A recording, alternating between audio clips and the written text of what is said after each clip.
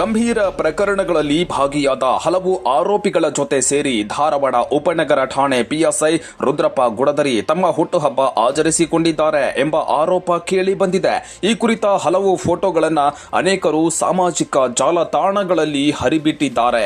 ಉಪನಗರ ಠಾಣೆ ಪಿಎಸ್ಐ ಆಗಿರುವ ರುದ್ರಪ್ಪ ಗುಡದರಿ ಮೊನ್ನೆಯಷ್ಟೇ ತಮ್ಮ ಹುಟ್ಟುಹಬ್ಬ ಆಚರಿಸಿಕೊಂಡಿದ್ದಾರೆ. ಈ ಹುಟ್ಟುಹಬ್ಬದ ಸಂಭ್ರಮಕ್ಕೆ ಅನೇಕ ಗಂಭೀರ ಪ್ರಕರಣಗಳಲ್ಲಿ ಭಾಗಿಯಾದ ಆರೋಪಿಗಳು ಹೋಗಿದ್ರು.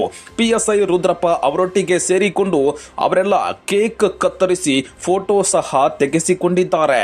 ಸಮಾಜಘಾತುಕ ಶಕ್ತಿಗಳ ವಿರುದ್ಧ ಕೆಲಸ ಮಾಡುವ ಪೊಲೀಸರೇ ಅವರೊಂದಿಗೆ ಸೇರಿಕೊಂಡು ತಮ್ಮ ಹುಟ್ಟುಹಬ್ಬ ಆಚರಿಸಿಕೊಳ್ಳುವ ಮೂಲಕ ಸಮಾಜಕ್ಕೆ ಯಾವ ಸಂದೇಶ ಕೊಡಲು ಹೊರಟಿದ್ದಾರೆ ಅಂತ ಅನೇಕರು ತಮ್ಮ ಎಕ್ಸ್ ಖಾತೆಯಲ್ಲಿ ಆ ಫೋಟೋಗಳ ಸಮೇತ ಪಿಎಸ್ಐ ಮಾಡಿರುವ ಈ ಕೆಲಸವನ್ನ ಪ್ರಶ್ನೆ ಮಾಡಿದ್ದಾರೆ.